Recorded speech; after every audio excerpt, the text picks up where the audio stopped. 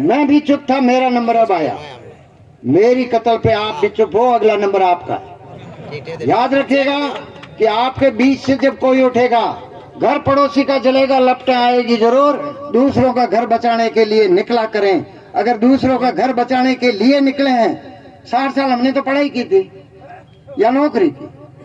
किसी ने कहा कि आप तो साले नरक में जाओगे, क्योंकि हमने पढ़े हैं, एक नरक कैसे जाएंगे, तो क्या जाओगे? तो फिर इस राम जी ने कहा कि यार दूसरा काम करते हैं, अपना नरक तो पक्का है।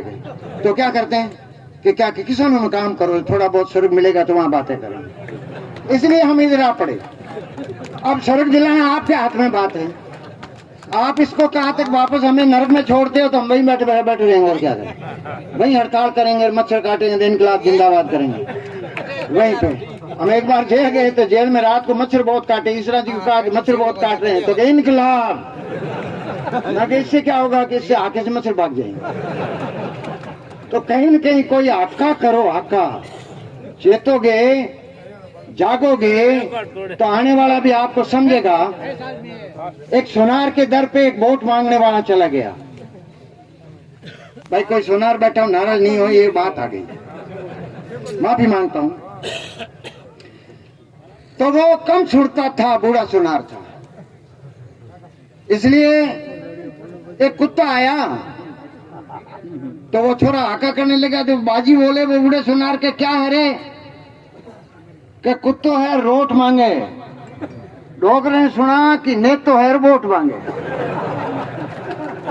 तो क्या ठोके नहीं साले ना मुंडे माथे, कुत्तो है रोट मांगे।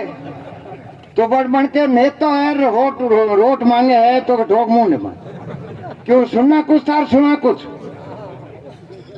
वोटों के अंदर अगर आप जागरूक रहकर स्वामीनाथन को लाइव कर पाते हो तो आगे की खेती बचेगी, वरना खेती नहीं बचेगी। हम वो दुमड़िया करना छोड़ दें। एक प्रयागराज गया था मैं भी अभी, और मेरे जेब में थोड़ा सोना था। मैंने एक दमुड़ा करके सोना नदी के तट पे ही गाड़ दिया और ऊपर एक दमुड़िया कर दिया कि मिलेगा आसान, भीड़ बहुत है, वापस आएंगे मिलेंगे। पर वहां से निकल के आया तब तो 1000 दमुड़िया नए बना दिए, क्योंकि उन्होंने देख लिया कि ये भी कोई रिवाज है। मेरा साला 8 आनी पास था, वो भी गया और दमुड़िया मेरे को मिला ही नहीं, क्योंकि उन्होंने दूसरे बना दिए। हम किस देखा देखी में पड़े हैं कि मैंने धूमड़ा बनाया था मेरा सोना छिपाने के लिए, और दूसरे ने धूमड़ा बना दिया कि रिवाज है यहाँ देखने के लिए। हम किस किस बात को ढो रहे हैं यार। पहाड़ी पे चढ़ोगे तो चढ़ाई पे सामान केवल एक ऑक्सीजन चाहिए, बाकी सब रख देना पड़ेगा आपको अगर पहाड़ी की यात्रा करनी है। अंधेरे से लड़ाई, युद्ध है अंधियार से। आप रणांगण में खड़े हो, युद्ध कौशल खुद चुनो। आप एक लड़ाई के मैदान में हो। अब किसकी? खेती बचाने की। आपकी और अमेरिका की तुलना की जाती है। कभी सोचा है आपने कि अमेरिका की जीडीपी क्या है? अमेरिका का एक किसान एक महीने में कितना कमाता है और भारत का कितना कमाता, कभी पता किया है? भारत के किसान की मासिक इनकम औसत 6000 रुपए और अमेरिका के एक किसान की 90 लाख रुपए है। किसकी तुलना कर रहे हो? जमीन अमेरिका के पास विश्व के 4थे नंबर की है। रूस है सबसे ज्यादा जमीन का धारक, कनाडा है, 3रे नंबर चीन है, और 5वें नंबर पे अमेरिका है, और 6ठे पे ऑस्ट्रेलिया और 7वें पे भारत है। पर जनसंख्या में बंदे को पहला नंबर। क्यों? वहां तो काम है अपना वो महत्वपूर्ण। जमीन में हमारा 7वां और बंदागिरी में पहला। इसलिए उससे भी थोड़ा बाहर निकलिएगा। पढ़ाओ, जागरूक बनो और जागो, चेतो और खुड़को। अगर ऐसा नहीं करोगे, मत करो परवाह कोई क्या कहेगा।